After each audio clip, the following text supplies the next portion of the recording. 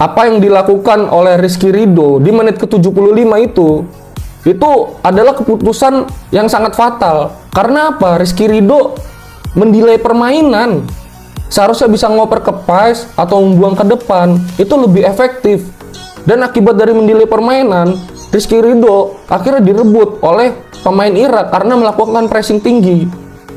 Sudah tidak ada alasan lagi atas kekalahan timnas Indonesia melawan Irak. Patrick Kluivert harus out dan harus dipecat. Ini bukti sebuah kegagalan dari PSSI.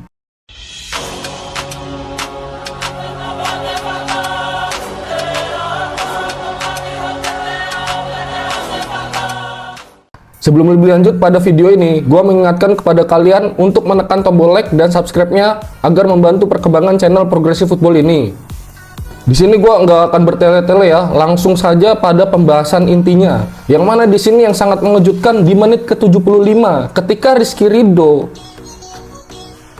menerima bola, itu dia mendelay. Padahal di situ di menit ke-75 itu bisa mengoper ke pas atau buang ke depan langsung karena posisi Rizky Ridho itu dijaga oleh pemain Irak. Dan Jaijez juga dikawal. Jadi ada dua pemain Irak yang ngepres ke pertahanan Indonesia sehingga Rizky Ridho hanya punya dua opsi itu. Kenapa tidak dilakukan? Dan Rizky Ridho melakukan delay dan berakibat fatal. Pemain Irak berhasil merebut bolanya.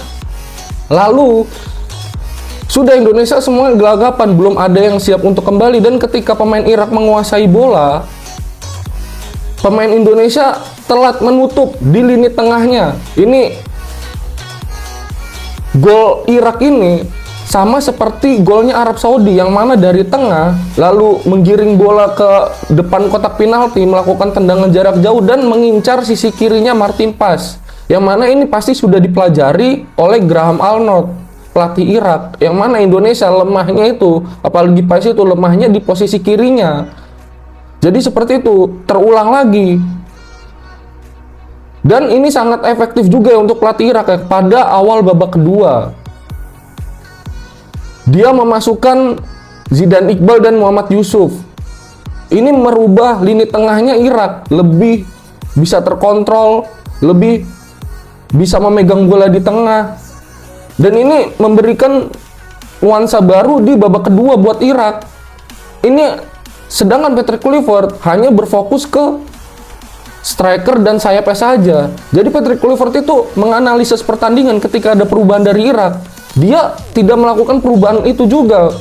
Di tengah sudah kalah, seharusnya ada pergantian itu. Joe Pelupessy sudah kurang efektif ketika pemain Irak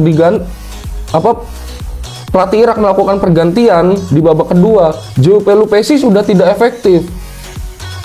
Jadi harus ada pergantian di situ, jangan hanya mengandalkan. Atau enggak, setidaknya ketika Joe Pelupessy misal tidak diganti, ada perubahan taktik, ada perubahan formasi. Jadi Irak menumpuk pemainnya di tengah karena di babak pertama, ini yang gue ingetin ya, di babak pertama Indonesia menang di lini tengahnya.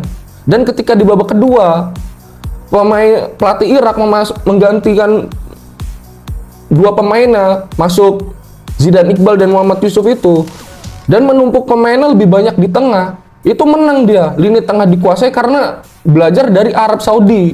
Lini tengah dikuasai, lalu Indonesia kalah di lini tengah dan itu sangat efektif.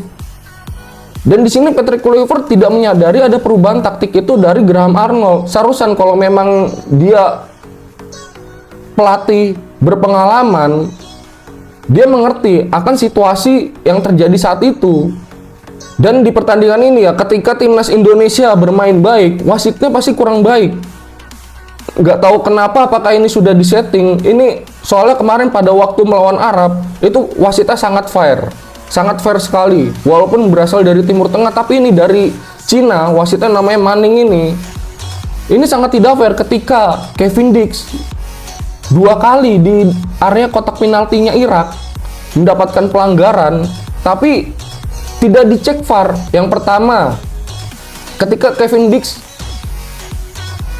dilanggar keras, ditendang perutnya Kevin Dix itu, tidak ada pengecekan ulang VAR. Sebagai seorang wasit sudah diingatkan oleh dari kapten Jaijez untuk mengecek VAR, tapi wasit Manning ini sepertinya anti VAR. Seolah-olah melihat kejadian itu dengan nyata. Sedangkan wasit sebelumnya, walaupun dia melihat kejadian itu, tapi dia mengecek sekali lagi dengan VAR, dengan sangat teliti. Apakah ini ada permainan di balik layarnya dengan wasit asal Cina ini? Kita tidak tahu. Karena ini Piala Dunia, apapun caranya pasti akan dilakukan agar bisa masuk ke Piala Dunia. Karena apa? Kalau di depan layar kita tidak bisa berbuat apa-apa ya, misalnya dari segi permainan, tapi di balik layar sebelum mulai pertandingan, wasit ini ya bisa dibayar juga, seperti mafia-mafia yang ada, yang beredar, ya seperti itu. Ini sangat disayangkan. Yang pertama itu pelanggaran Kevin Dix, yang kedua Kevin Dix ini yang sangat kontroversial sekali ya.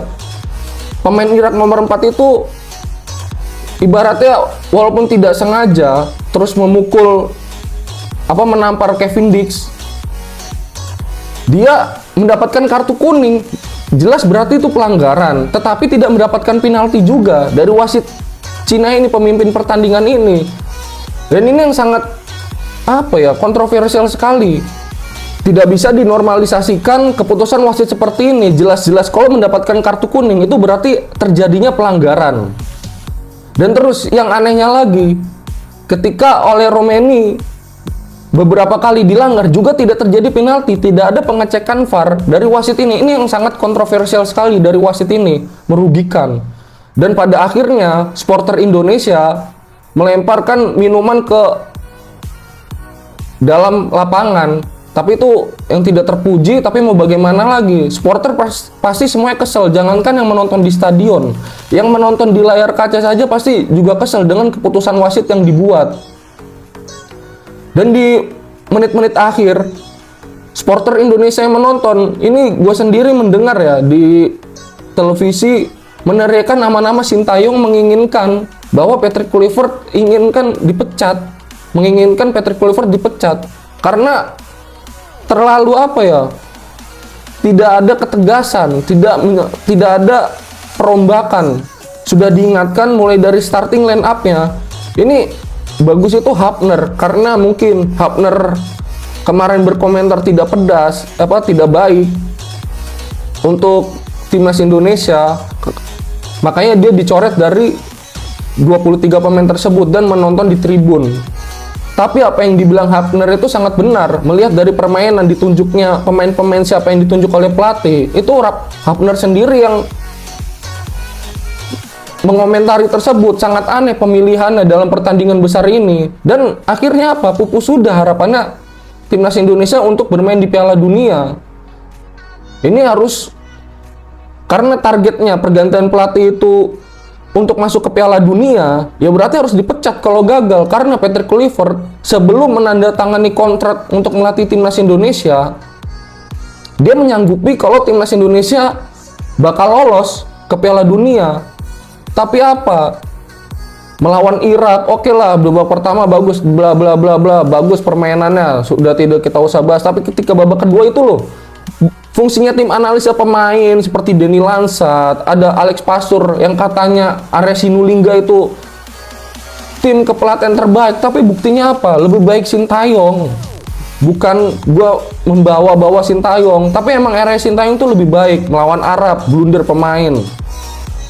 Terus ini dari pencoretan pemain yang tidak ada di SP 23 pemain, Stefano Lillipali, Mark Klok, ini dia tetap masuk 23 pemain padahal permainannya kemarin pada saat melawan Arab itu sangat buruk sekali. Ini yang sangat gimana ya, pokoknya sudahlah, harus dipecat ini Patrick Kluivert. Kalau tidak ya berarti ini ada permainan juga dari PSSI. Tidak ada introspeksi, tidak ada analisa tim kepelatihan, berarti memang nanti untuk Piala Asia, kalau yang tidak dipecat berarti ya memang Patrick Kluivert. Dan hasilnya apa nanti? Ya jadinya kesempatan timnas Indonesia sudah pupus ya. Dari 2 laga, timnas Indonesia tidak mencetak 1 poin pun. Walaupun lawan Arab bisa mencetak 2 gol, tapi itu nggak ada pengaruhnya apa-apa dengan peringkat timnas Indonesia.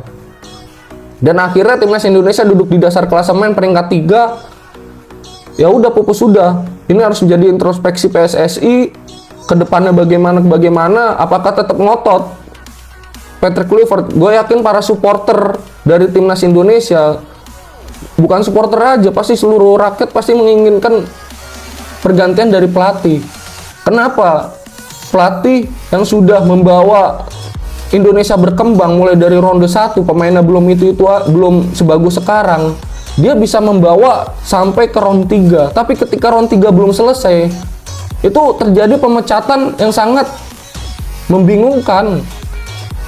Kalau memangnya gagal, ya lebih baik bersama Sintayong karena sudah tahu prosesnya. Dan yang menginginkan pemain naturalisasi itu Sintayong karena terakhir oleh Romeni. Itu puzzle terakhirnya dari Sintayong. Oke, jadi itu saja. Ini gue sangat kecewa. Mungkin kalian yang menonton video ini juga kecewa ya. Gue Iqbal dari Progress Football dan ciao.